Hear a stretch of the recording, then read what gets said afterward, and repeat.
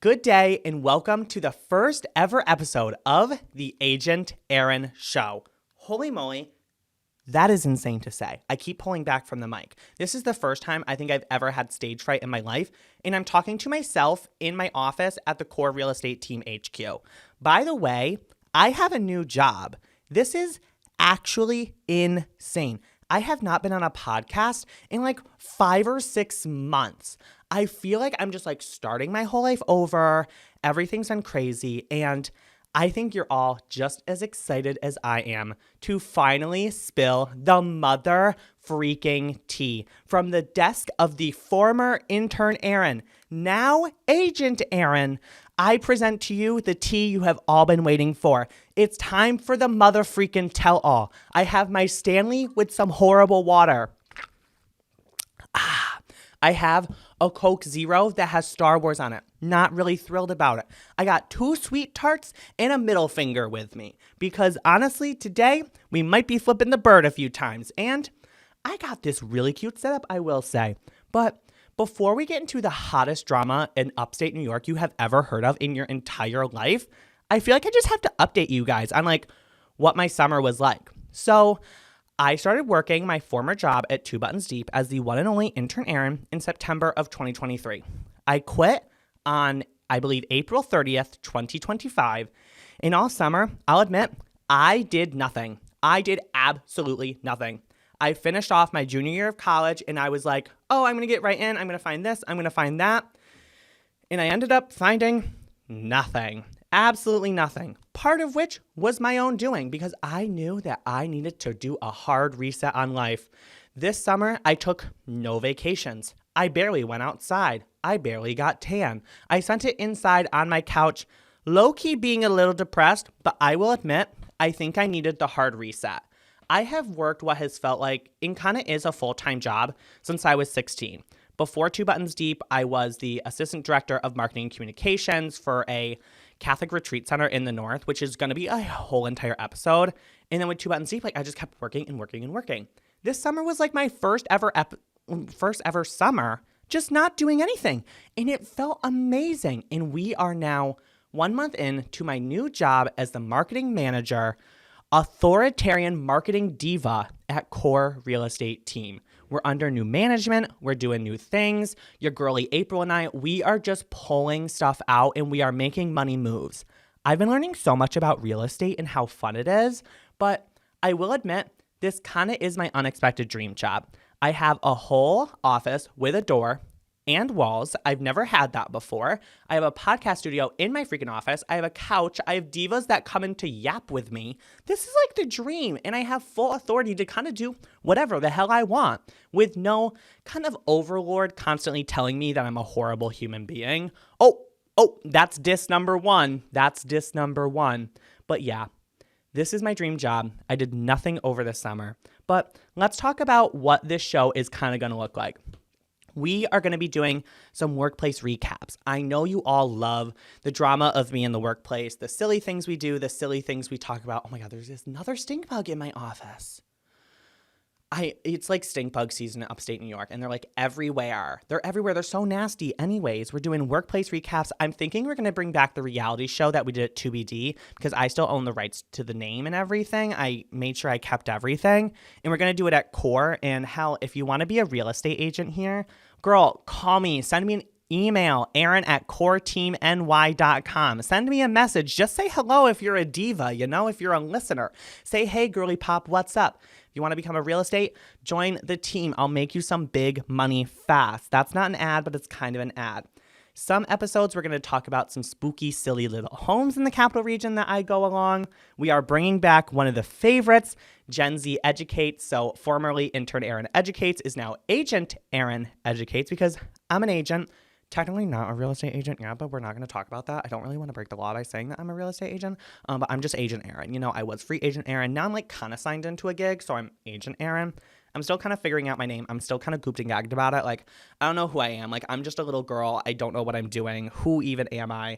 I feel like I'm Taylor Swift with the eras, but it's like happening at a rapid, radical pace, And one thing we're going to be doing as well that I've been wanting to do for like my entire life, we're going to be doing a mental health moment in every single episode. This episode will be rounding out with a mental health moment where we kind of talk about something that is important to me that I've learned in therapy and through trauma and through things that I think a lot of you guys can relate to. And I just want to make sure that even though we're having so much fun on the show and doing silly little things, I want to make sure we can kind of be serious and talk about these taboo things, because if we never talk about the taboo things, we're never going to grow as people, you know?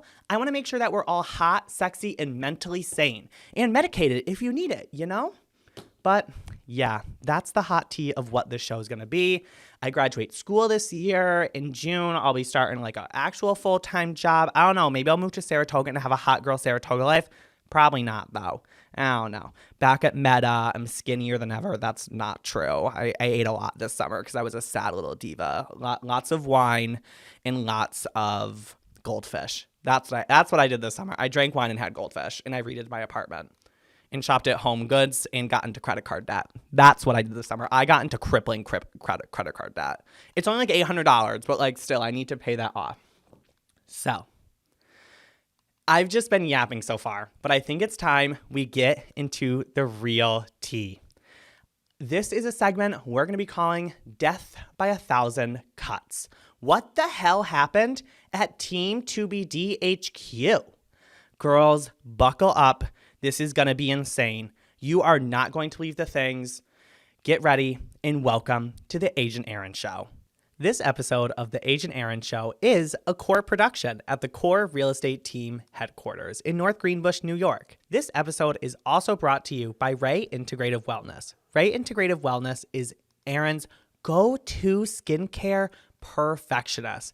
Recently, Erin got some topical tox and some Plexer laser on his face. Notice through this podcast, if you're watching on video or clips online, how beautiful his face is.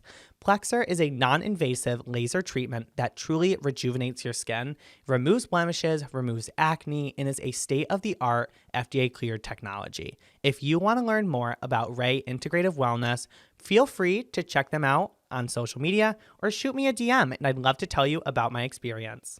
Thank you very much, and let's get on with the show. I create a Reddit superstorm at this. Anyways, let's start off with how I started at 2 Buttons Deep. I do want to preface beforehand that I am not here to yell at anybody. I am not here to spill the tea in hopes that it destroys anybody. I'm not. I don't want to destroy anybody. I actually care very deeply about all of the people I've worked with in the past at every single company I've worked at. But I need to tell my story. In order for me to move on mentally and move on with my career, I need to tell my story, and it's my right. I'll be honest, I did offer them an NDA. I did tell them, I gave them a rough price tag. I told them, sign these documents, tell me by this date if you want to sign an NDA, and they chose not to. So I'm continuing with my story. It's not my idea to destroy anybody, but it's just time we tell the truth. And I know there's going to be people on this podcast that are listening and are not going to side with me. And that's okay. I'm not asking you to side with me. I'm not asking you to side with anybody. I'm just asking you to hear me out, understand my experience, and take it as a lesson for both yourself and myself. Like, this is a learning opportunity, and I also know that you guys are really interested in what's happened. So let's get into it. 2 Buttons Deep, I started working there in September of 2023. Now, I had previously worked for the Catholic Diocese. It did not go over super hot, and we're not going to get into that, but there were a lot of lessons learned there. And after that, I thought I would never work in marketing again until I graduated college with a degree, because I didn't think it was possible. Now, people ask me, oh, Erin, how did you get this job? Are you a Nepo baby? Are you Taylor's cousin? Are you Dairy Dake's secret child? I am not. I applied for the job. I gave a resume. I actually interviewed. I did a project, and I won, and I got the job. My first ever day of employment, I should say, was the live show for the Buttonista's 30th birthday at June Farms. And let me tell you, that day I went home, I thought I was the damn belle of the mother freaking ball. I was like, girly pops, I've made it.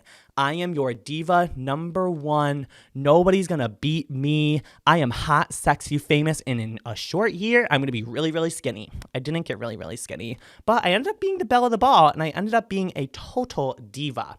Now, my first day of work there, I think they saw star potential in me right away. Now, I do have a large theater background, so I do know how to act in front of a crowd and I know how to act in front of a camera. I also remember that live show was my first ever time having a Miller Lite, a beer. I'd never really had like beer before. Like I had, but like I wasn't like really drinking. Like I was a teenager, but I didn't really drink much. So like that was my first like beer that wasn't out of a hot can. So that's like a memorable moment for me. It was my first chilled beer, I should say, was with Team 2BD. That's when they were back with Miller Lite before everything happened. But I was just your typical everyday intern. I truly was the person going around to sites, getting little content, doing little videos of myself to post on stories. And every time I had the opportunity to post on the stories, which was like only twice a month, I felt so honored. Jack would text me and be like, hey, Aaron, could you make a video in Amsterdam of like the weather that's happening, or make your reaction to the spicy chicken waffle witch? That's a really video that like kind of spearheaded me into the capital region. I felt so honored. I would tell my parents, I'd be like, guys, I'm shooting a video. Like everybody in the house needs to be really quiet because I'm like doing this. And they would. And I'm really thankful to my parents, especially my dad. Shout out Doug. Doug had to watch me shoot the spicy chicken waffle witch video in like literally 10 takes. I had so many takes. I had to go back to Stewart's and buy another spicy chicken waffle witch. Like I cared about my job so much. I wanted it to be perfect and edited perfectly that I ate 2 spicy chicken waffle witches. If you're counting, that's 1,200 calories. That's big back potential. And let me tell you, I did love every bite. I really do love a spicy chicken waffle witch. That's what I ate a lot of this summer. I ate a lot of spicy chicken waffle witches because Diva was down bad. Ziva was down sad. But yeah, every opportunity I had, like I just felt like an absolute diva. But things started to change come October of 2023. You guys knows what happened. We are talking about Transgate. Now, I was hired before the Transgate. People ask me, oh, Aaron, were you a diversity hire? No, I was not a diversity hire, but I definitely do think that I stayed on with the company because of my sexuality and my forwardness in it. Now, is that completely why I stayed on? No, I was absolutely talented. I'm not fully a diversity hire, but there are days when I think in the back of my head, like, was that worthy of thinking about it? I don't really believe in hiring people purely because of what their identity is. We should hire people because of talent and what they bring to the team. And sometimes that is culture and different things that they can bring, absolutely. But I was not hired purely because of who I am on the inside. While I may have been different than anybody that had worked in the company before, I wasn't hired exclusively because of it. Now, to give you a little bit of background of the Transgate, I don't really have any for you. Now, people think like, oh, I was a mastermind in it. Oh, I was involved with it. No, I was literally 18 years old, a freshman in college taking Psych 101 when I found out about this. It was the first big failure in the company, I would say, though, because I was never communicated about it. Like, legitimately, Jack and Taylor, like, forgot they had me as an employee. And there was also another intern there at the time because they always hired 2 at a time in pairs back in the day. And, like, we were literally texting in a hot group chat, like, girly pop, what's happening? Until Jonah randomly texted us one day and was like, hey, can we meet at Uncommon Grounds? I think we need to yap. So shout out Jonah for, like, remembering that we had interns because I can confirm they totally forgot. But it really was the Transgate that resulted in me being put on the podcast for the first time. That was December of 2023. Yeah, that's the right year. And when Taylor slowly came back into the podcast space after taking a really rough hit to the company, which I will say was partly very well deserved. Now, I have the background knowledge of like, yeah, was it taken kind of out of proportion, a little bit out of context? Yes, but it did take a hard hit to the company that honestly, I think was coming for them. And it should have been a really good lesson to them, but they really never actually learned from it. So I got on my first ever podcast, and once again, I felt like just the hottest, cuntiest diva to ever exist in the world. I was yapping. I remember I was wearing like a sweater over my pet band jersey because I had a basketball game that night.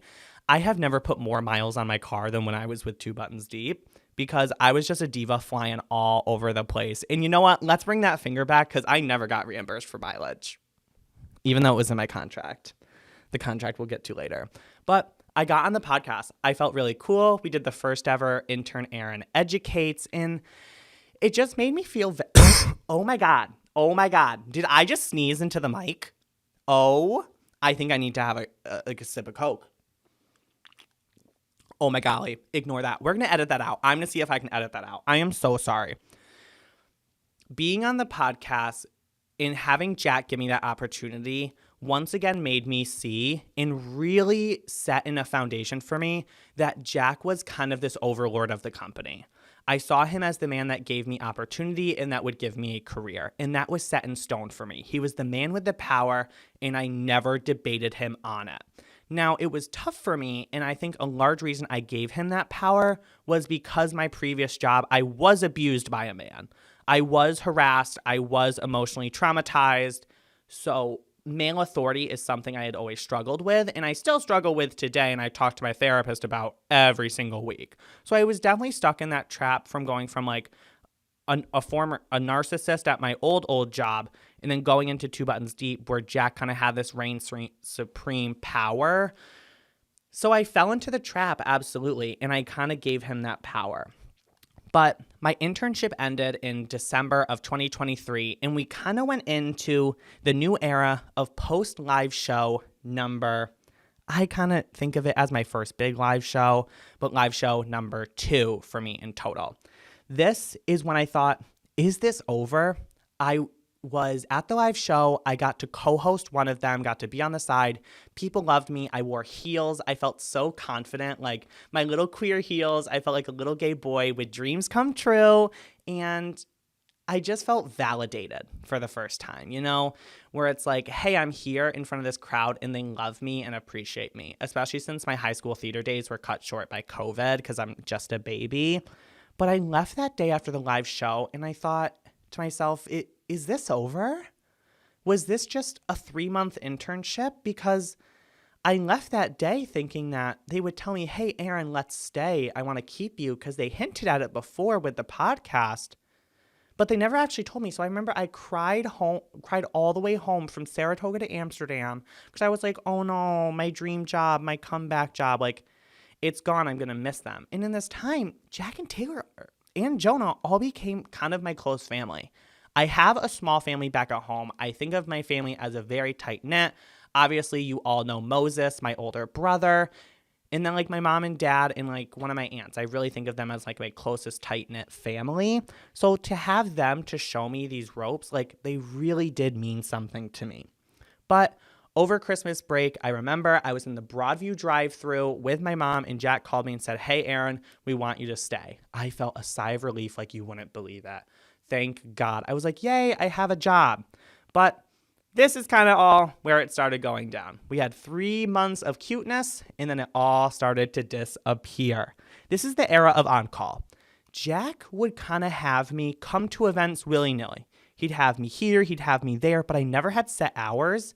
Some weeks I would work 4 hours, some weeks I would work 24. It was actually insane. And by the way, as a college student, that's not a really great job to have. College students need consistency, especially it was my first year in college and I needed that, and I never got it. And I remember consistently telling Jack, hey, I need consistent hours. Hey, I need you to at least pay me 12 hours a week so I can live and function as a human being and make my car payment and like buy groceries and help my parents out a little bit.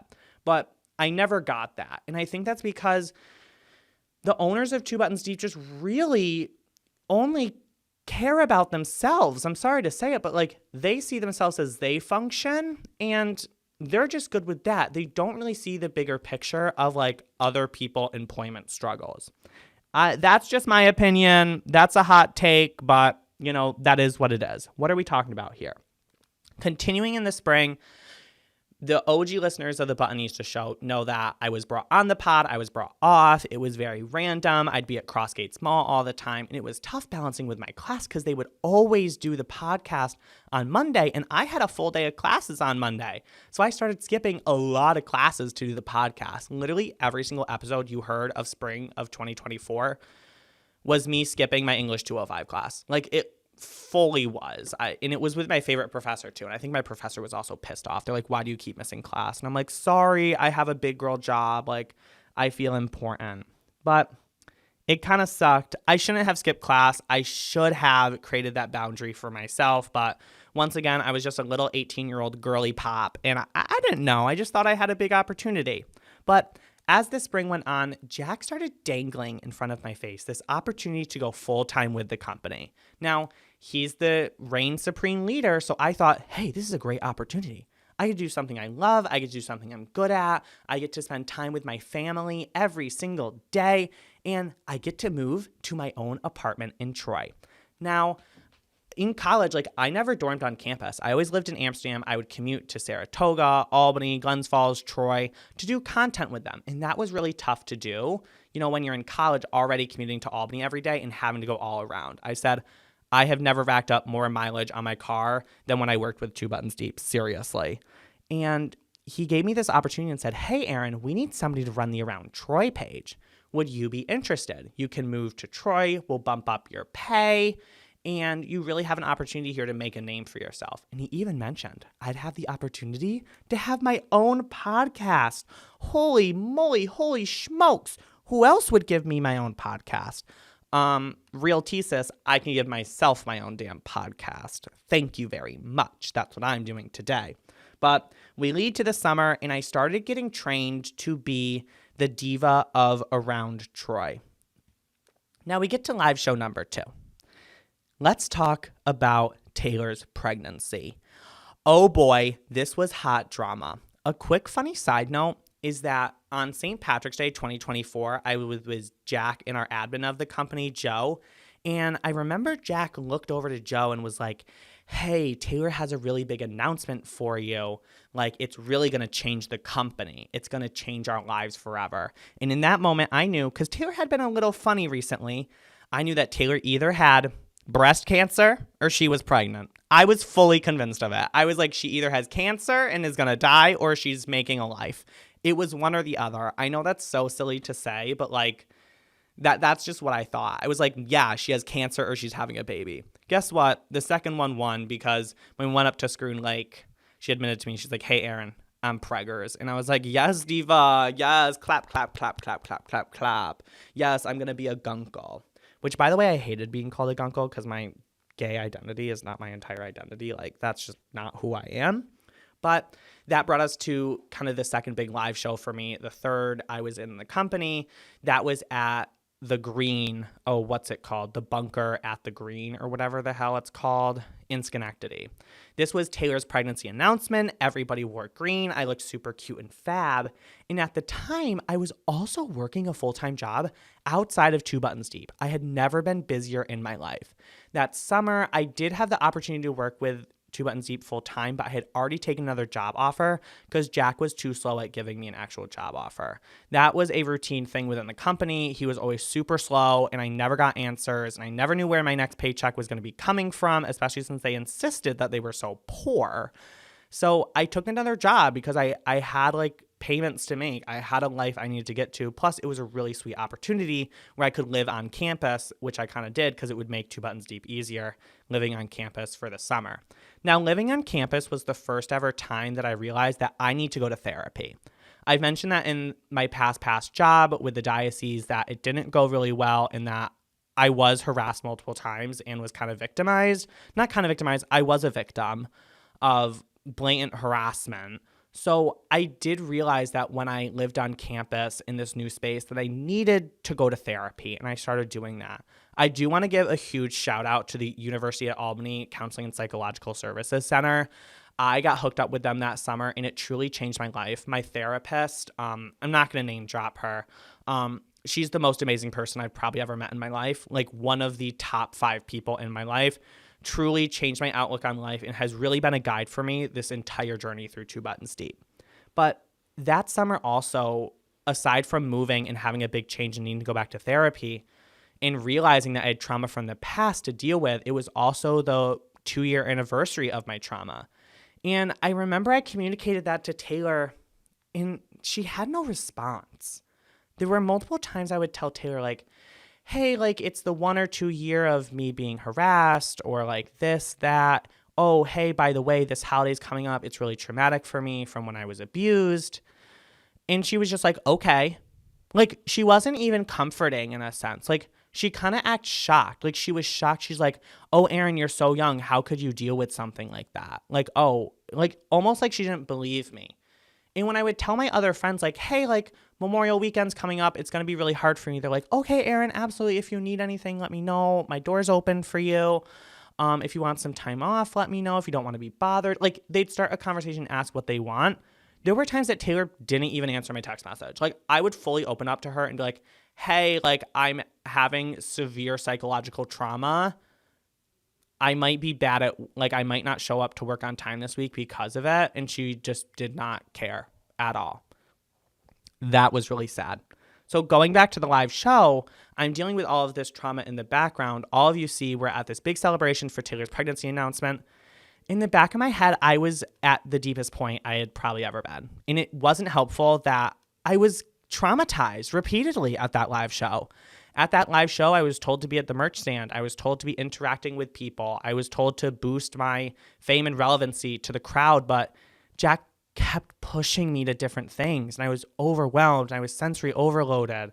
And it sounds really small, but I had shared that I was going through some deep trauma at the time, and they just didn't care. And I had dealt with in the past, an abusive male relationship, an abusive male boss, and Jack was doing the same things that my past abusers were doing, and it was extremely traumatizing. And that's how I ended up with a post-traumatic stress disorder diagnosis and really started understanding and learning about it.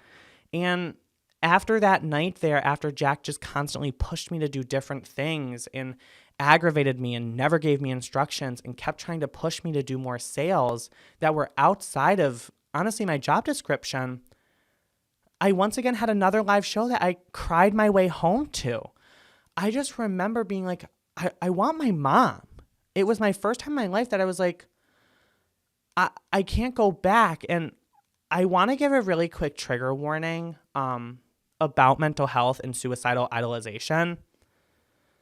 Driving home from that live show was the first time I ever swerved my car.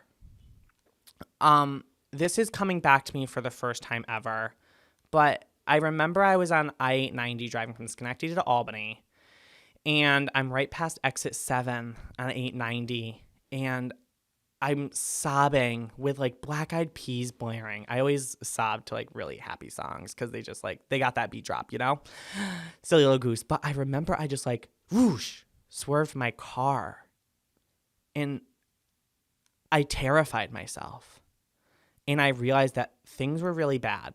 Things were really bad, that there was that feeling that I wanted to feel jolted, that my workplace was so bad and my trauma from the past was so bad, coupled with this really toxic work environment where this man and woman are constantly telling me what to do and where to go when it's outside my norm, that I felt like giving me a bolt of energy through these horrible actions that could have killed me were the only option. So that night or next morning, I don't know when it was, I texted Taylor and said, hey, I think I need a couple weeks off the podcast. I ended up not taking a few weeks off the podcast. I ended up just pushing right through it. And like that's my own fault. Like, yeah, I should have taken a month off the podcast. But at the time, remember, like I was told I might be getting around Troy in an opportunity to double my pay, double my hours, and get my first ever big girl apartment. So I felt like I didn't have the opportunity of leaving my job for even a few weeks. So that's just kind of what I had to stick with. Also, by the way, in this time, I also was banned from Instagram for a couple days over my birthday. Hello, that's so sad. Like, Diva was so down bad, and then Instagram got banned. Like, that honestly should have hit me off the edge. That honestly, it was horrible. But continuing through, we had that anniversary. They didn't care. I kept getting pushed around. I had my first ever like suicidal idolization moment. I was going to therapy. I was glad I was getting therapy and treatment. But we're moving forward, and finally in the summer, at like the dead middle of August, I got confirmed for a contract for Around Troy. Probably in early mid-July, I was confirmed that I would be doing Around Troy, but I never got a contract. It probably took Jack 6 weeks to write me up a contract. And writing up that contract was the first ever time I think I ever stood up for myself to a man, much thanks to therapy. At one point, Jack was like, oh, there was a deadline, and he missed the deadline, and I texted him, and I was like, hey, you need to send me this contract today. And he's like, oh, no, I'll send it tomorrow. And I remember texting him back and I just said, no, you said it was going to be done this day. I have a life to figure out. You need to send it.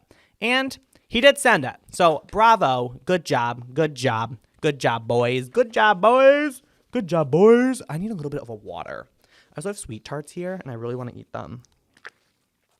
Thank you for letting me have some water. I feel like Candace Owens with this mic. Like, this is not a political show. I always tell people, like, my politics can be seen in public record online via the government. But, like, I just feel like the mic with the desk is very Candace Owens. Like, maybe I should start a political show. But it's just me, like, screaming the whole time. You know? Okay, where are we at? Now, we're at this point now where I'm at a really negative point in my mental health. I'm being given the opportunity. And I really had another really, really bad bust. In August, I was being trained for Around Troy, and I was sent to Troy to get some content. And a few days after I got the content, I finally edited it together at my parents' house because I was still living there at the time. So Amsterdam to Troy, that's a 50-minute drive. So that's a far away, especially when you're not being reimbursed for gas mileage. I sent them to Jack. He woke me up in the morning. Mind, it was like 10, 11 o'clock, but I'm sleeping in like I'm a teenager.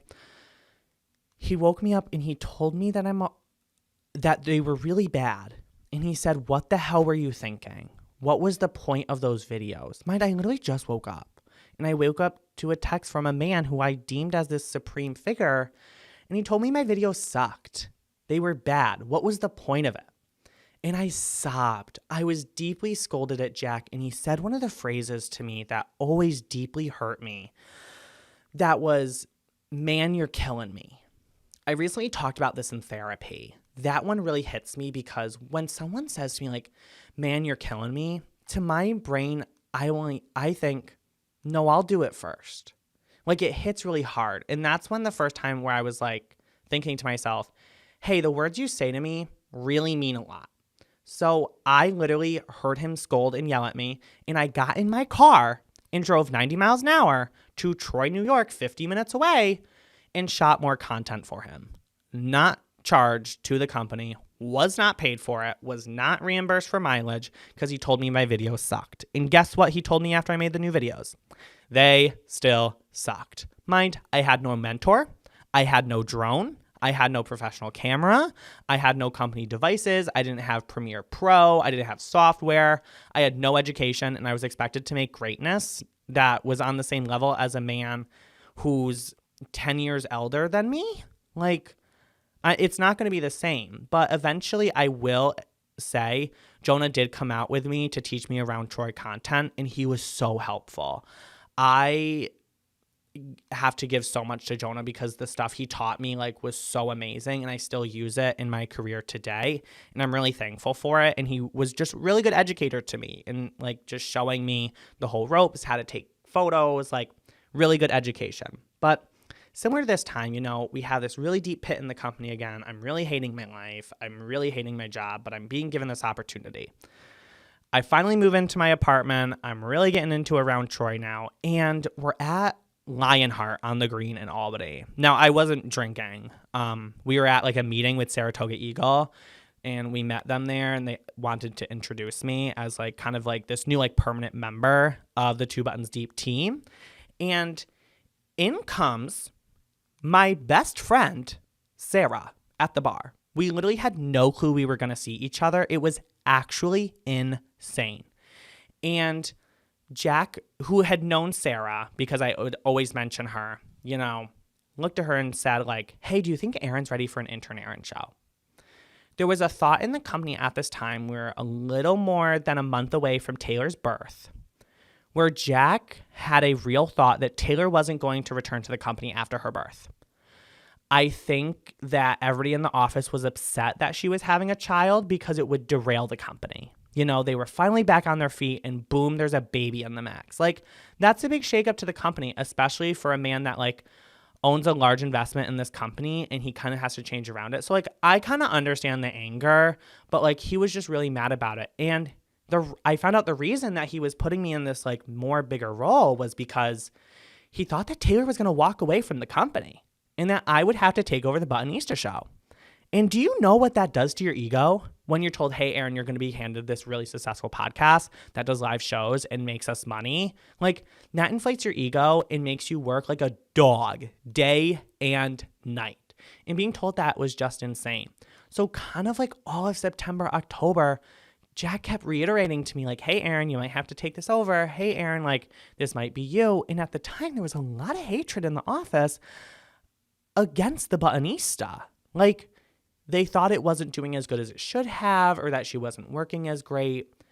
But after she had her kid, the anger towards Taylor became anger towards me. Because once they knew that Taylor was back in full effect, they still needed someone to hate in the company. And it just blatantly became me. We now skip to the next live show. That's that Christmas live show, Taylor's first live show back. We're back at the Comedy Works, which we were at a year before when I was an actual intern.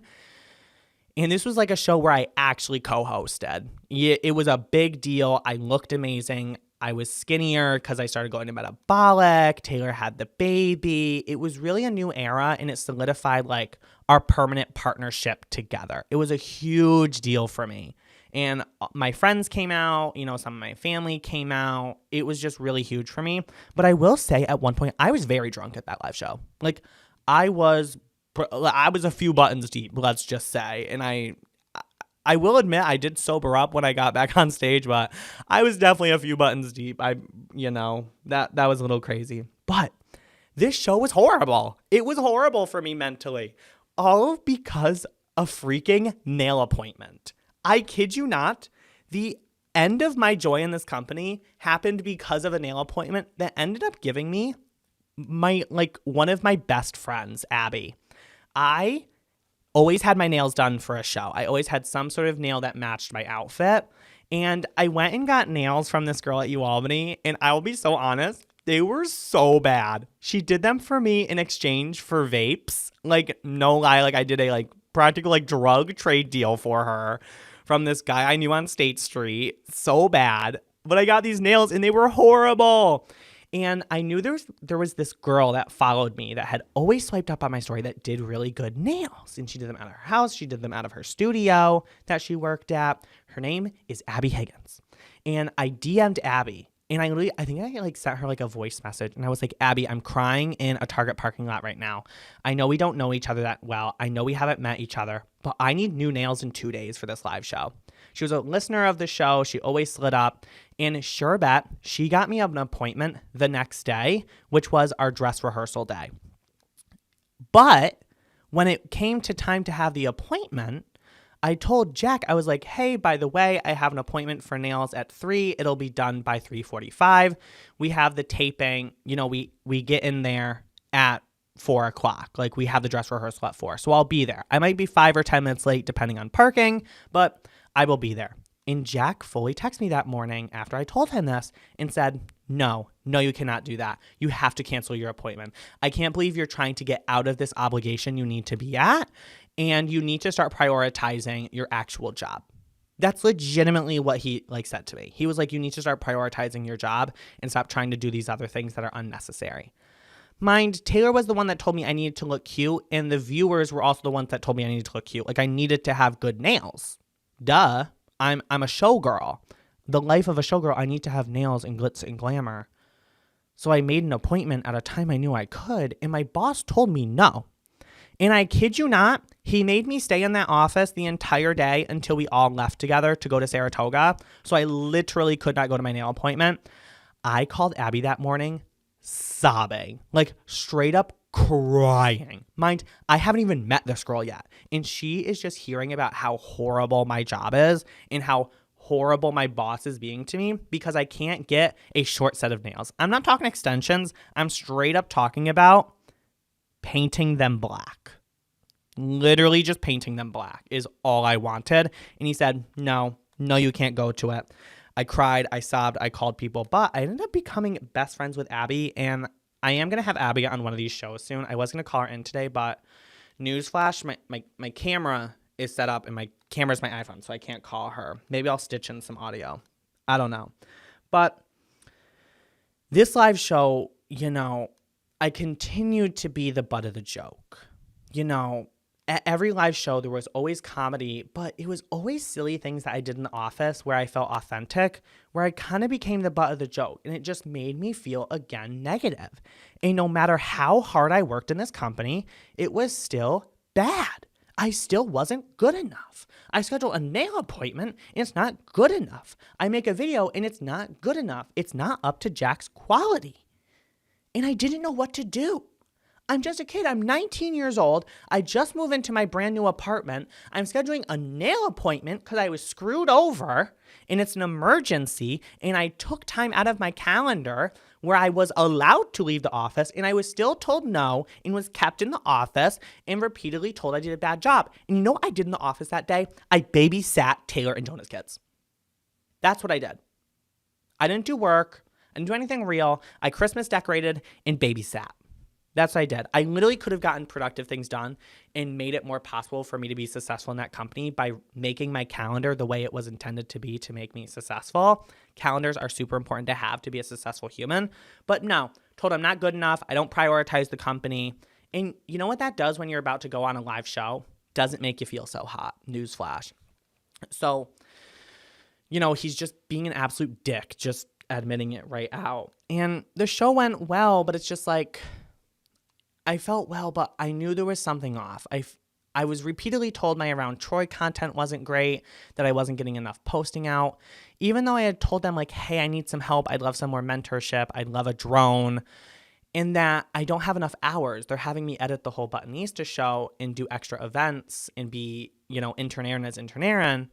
I don't have time to do this Around Troy posting. So right after the live show, we go on a 2-week hiatus holiday vacation. Which was the first ever in the company's history. It was very nice. My brother came home. He had moved out to Illinois, Moses, so I got to see Moses. It was really great. But when we came back at New Year's, is what I would describe as the worst day I've ever worked in that company. Truly. I was cut off of Around Troy, was told I didn't do a good job, so I needed to be reassigned an assignment. I was implied that I needed to reallocate my hours to different things because April just looked at me through the window. April just looked at me through the window. Hey, Diva. Hey, Diva. I don't think she can hear me. I was told I needed to reallocate my hours. I was told I sucked at it. And literally we just sat at a round table for an hour as they literally all took turns telling me what I was bad at. Literally it was a diss session of everybody. Everybody dissed me and Jonah. Me and Jonah were dissed at the entire time.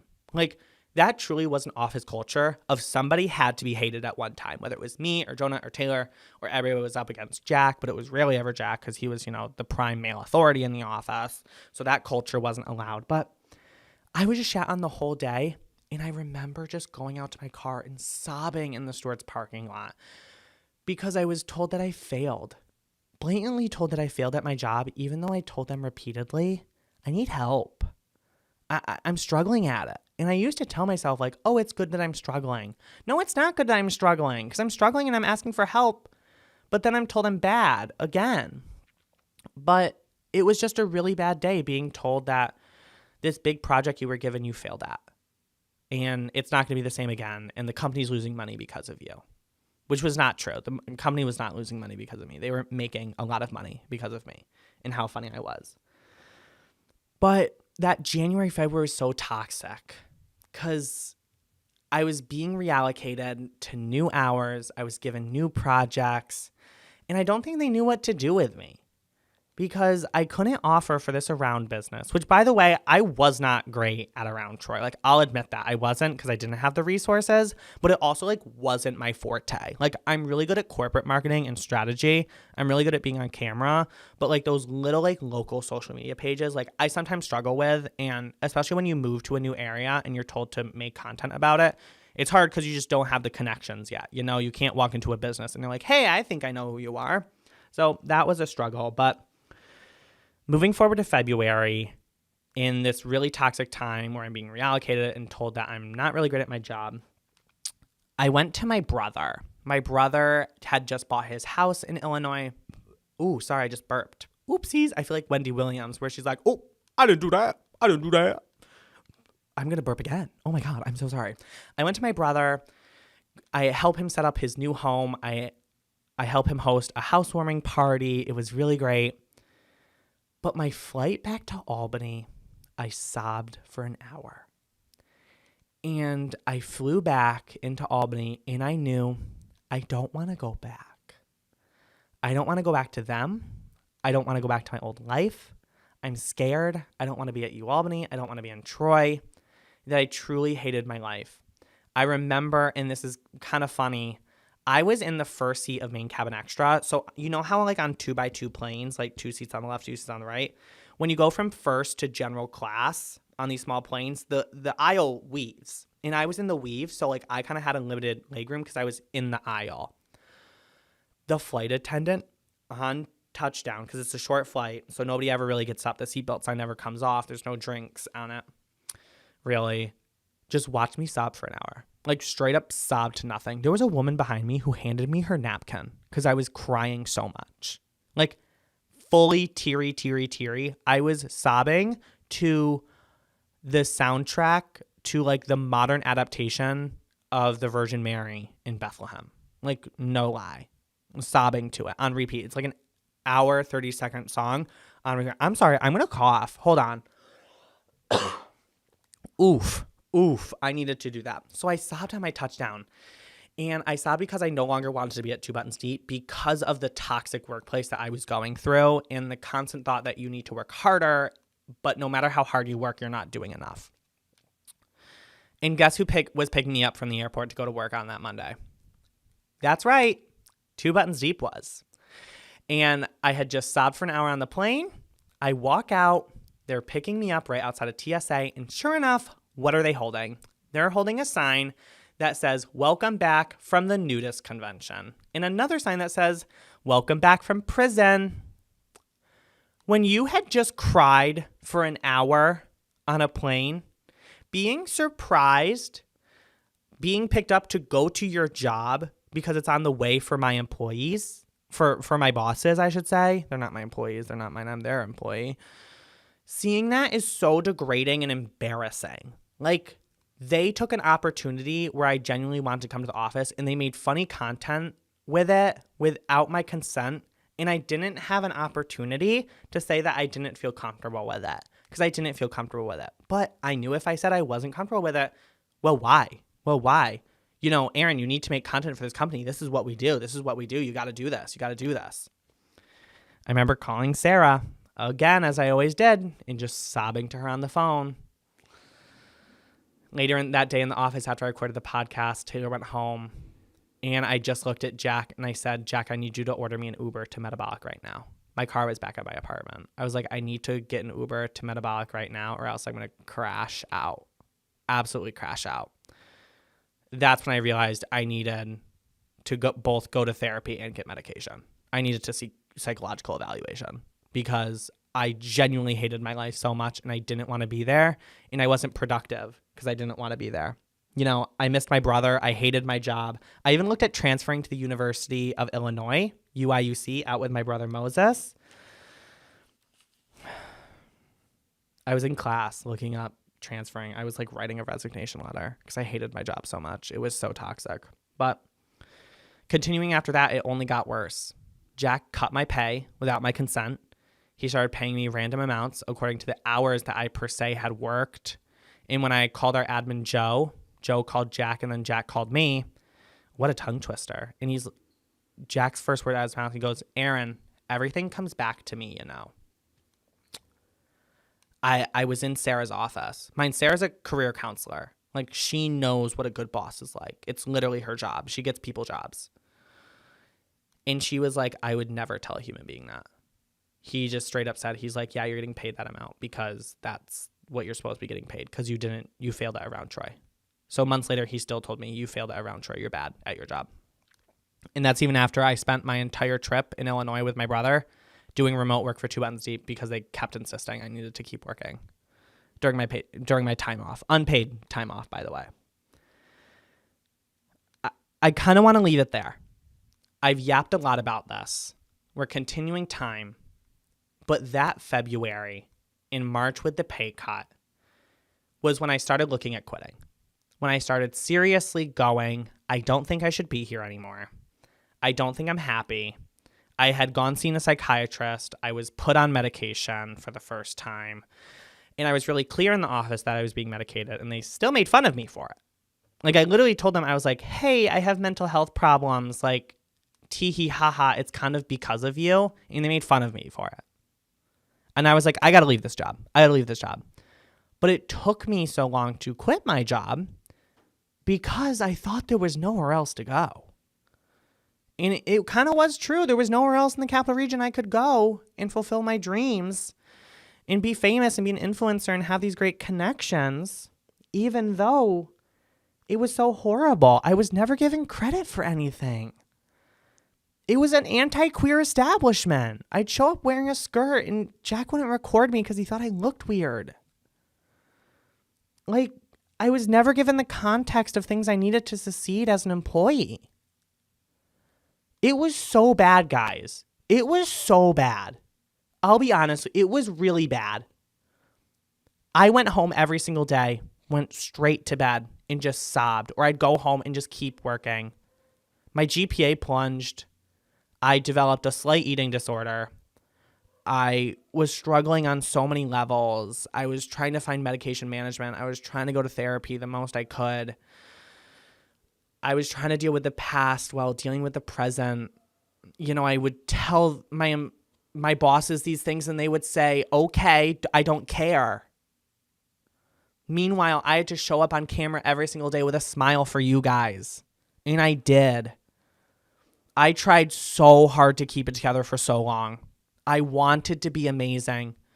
I wanted to feel on the inside the same way I did on camera. But I'll be honest, Taylor and I weren't friends.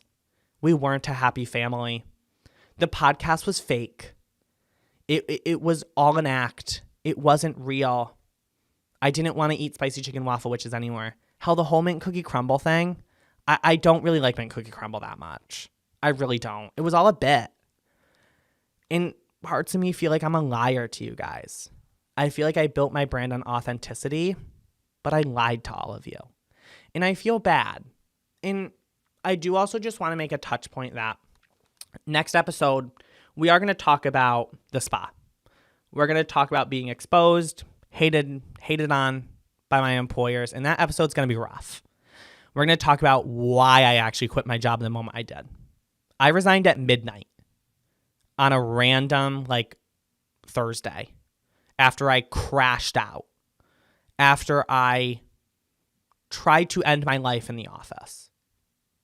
That's why I quit my job, and that's what we're going to do next episode, but I do just want to talk about what we're going to be talking about soon, and before that, give a little bit of context. I know that with me putting this out there, people are going to try and come back at me, and I'm okay with that, and I can do it. I'm a big girl. I know there's things that they will try to attack me on, and I'm not saying I'm perfect. I'm not. There's a lot of things that I sent text messages in that do not make me look like a good person. I'm a jokey, funny person in text messages. Everything is a heavy joke. You know, I think everything is funny, tee-hee, ha-ha. But some people didn't see it that way, and they can use it against me. And I know that maybe there might be text threads that are posted in the future. But know that I don't mean that. That's not real. That wasn't my actual opinion. I was being funny, tee-hee, ha-ha. But I just wanted to put that out there just in case people try to come at me. And, at the end of the day, I didn't sign an NDA. They didn't want to sign one. So my truth is going to go out. But I want to transition into a mental health moment of the day. I put a Q&A out there, and a favorite human being of mine, Christine, my former store manager at store 1447 of Amsterdam, New York, Kohl's Inc., the Kohl's department store. My first, real on the payroll job when I was 16 in Amsterdam. Christine was our store manager. She was an amazing example of a boss. And she asked me, what do you look for in companies that want you to work for them? 2 words, trust and flight. Now, what does that mean? I want people to understand that, they trust me. They know that what I do has a purpose, a vision, and a plan. And that's something I'm dealing with a lot in core right now. They inherently trust me. And they even told that in the interviews. They're like, yeah, Aaron, take these projects, do them. We believe you, post them, and get the numbers. Because I always tell people, I have the data and statistics to back stuff up. I know I'm doing the right thing. And I'm really glad that at core, they've believed me. And I know with all of our real estate agents, we truly have trust here. We truly believe that, like, hey, you're going to talk to this client, and we know that maybe it's not the way that I would personally do it, but we know that the way you do it is going to be great. And just setting that right up from the bat, even in interviews and telling people culture, trust is huge. That's something I didn't have at 2BD because there wasn't the faith that I would do it right. Another thing I mentioned is flight. Now, what is flight? Flight is not running away from a situation. Flight is the ability to fly. And that's what it is. I want to be able to take a project and just zoom through it on my own. I want to be able to close the door, have that trust that I'm doing work, and be able to fly through it. I work the best when I'm passionate about my projects. That's just a human thing. So being able to tell my boss, be like, hey, I have this new idea for a new brand kit and redesigning the logo a little bit. Do you trust me to run with it? And they say, yeah, whatever goes, show us what you got. And being able to lock my door, well, not lock my door, but being able to just close the door, work on it for 4 hours, and come out with a handout of it done, and them going, yeah, that's great, Aaron. That's what flight is to me. The ability to just work and be passionate about my project. That's what I look for. And flight is also silly because I love airplanes. I really do.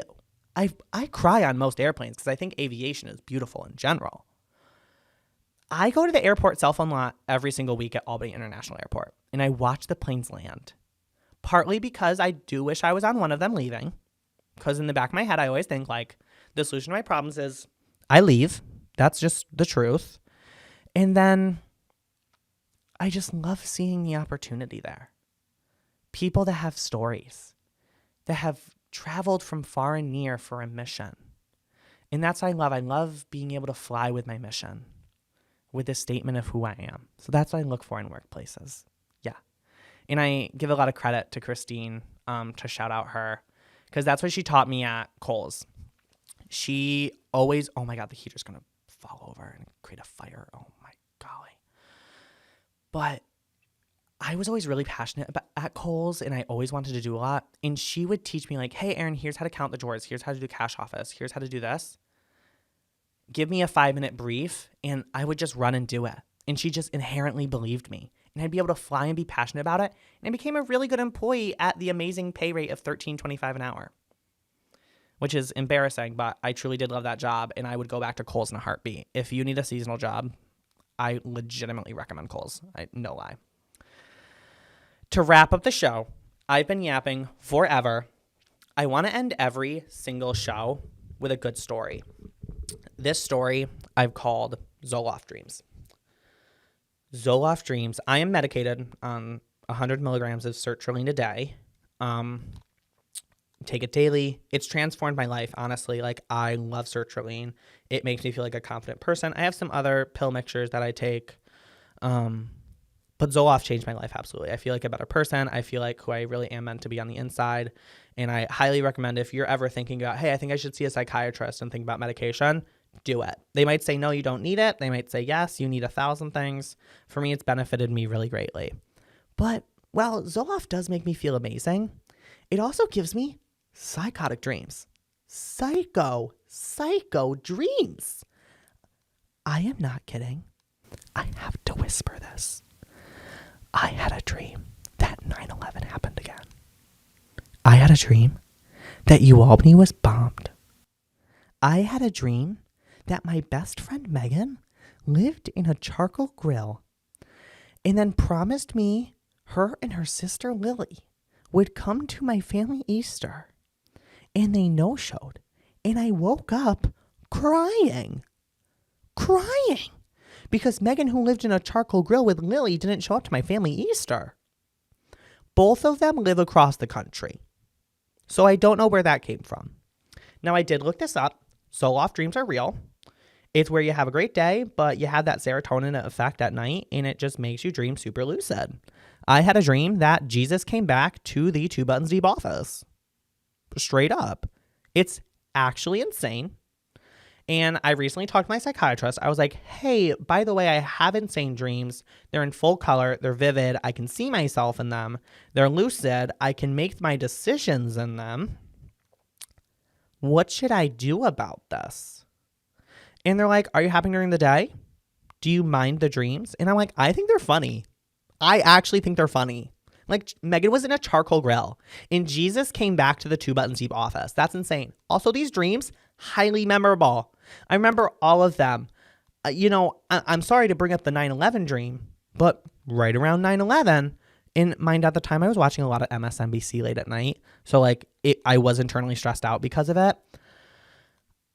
Sarah had this magical apartment in Brooklyn, and I literally watched it happen for hours. Like, these dreams felt like they go on for hours. And I know they do because I'll wake up at 4 a.m.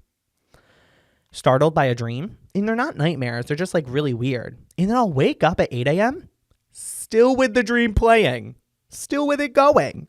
And I wake up and I'm like, what in the world? What in the freaking world? But I bring this up because you're going to hear more about my dreams in the future. If you're on Zoloft and you have crazy dreams, or you're on any antidepressant or SSRI, please send me a DM and tell me if you have crazy dreams. Like, they're so lucid and insane. And they're actually so gag-worthy.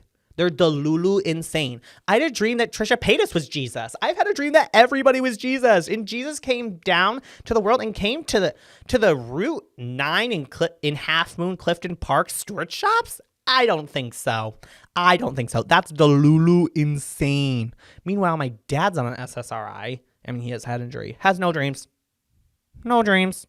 But whatever. I took a different med yesterday that said they would stop them. And I didn't have a dream last night. So, hey, maybe that works. All right. I don't know if this segment we're going to have time for. I don't know. Do you guys want some Aaron Educates? I don't know. Do you guys?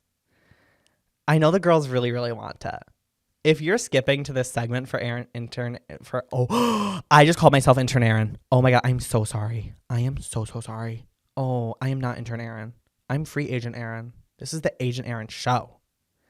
Well, let's do Aaron Educates. Why not? Welcome back to Aaron Educates, where your finest Gen Z diva is going to present to you the hottest things in Gen Z as of recent. First one we need to talk about, obviously, the most viral moment in Gen Alpha right now with the little middle schoolers is 6'7". 6'7" was even on South Park recently, and I do just want to say I did start watching South Park, and I feel bad. I had to admit to my mother, we used to nobody was allowed to watch South Park in my Catholic household growing up, not even my dad or my parents, anybody, because it was thought to be a horrible, evil show. And I started watching it, and I called my mom in the middle of the night one night, and I was like, hey, Mom, I just have to admit and get it out and confess that I watched South Park. But it was in South Park the other day. And I was like, wow, 6'7" is getting really big. 6'7", for context, people say 6'7", and they put their hands and they're like, 6'7". Now, what's embarrassing for me is that the back of my basketball jersey for UAlbany Pep Band says 6'7". 6'7", Route 67 was a highway I lived off of at my childhood home and was the name of my bus route at Marie Curie Institute in the Greater Amsterdam School District. Shout out, my girlies. Shout out Mrs. Paquette, my kindergarten teacher.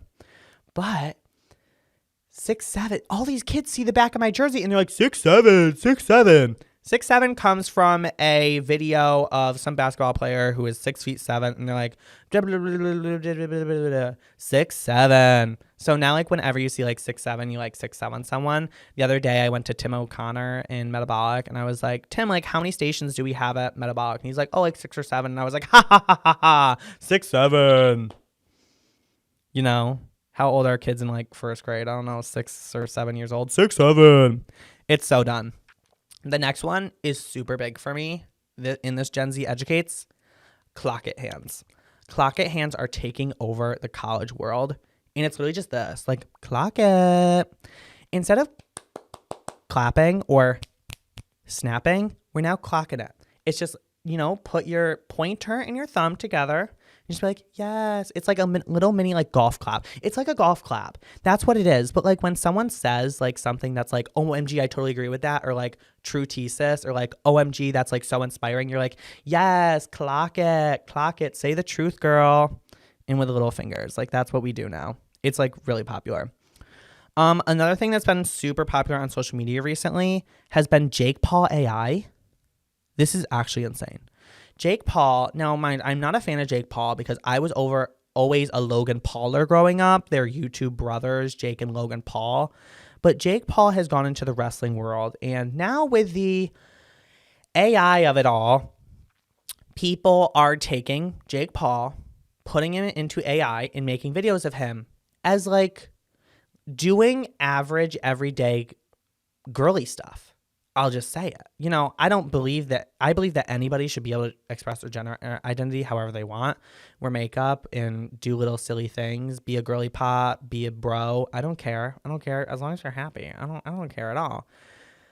Jake Paul, I've heard, is so mad at these AI videos of him being like, quote, a girl and doing, quote, girl things that he's suing the AI companies like Sora and ChatGPT because of the allowance of these videos. I saw a video where Jake Paul, fully his size and his big old beard, was at like a Southern sorority and was like, thank you so much, guys, for allowing me to be in your sorority. I feel like such a sisterhood.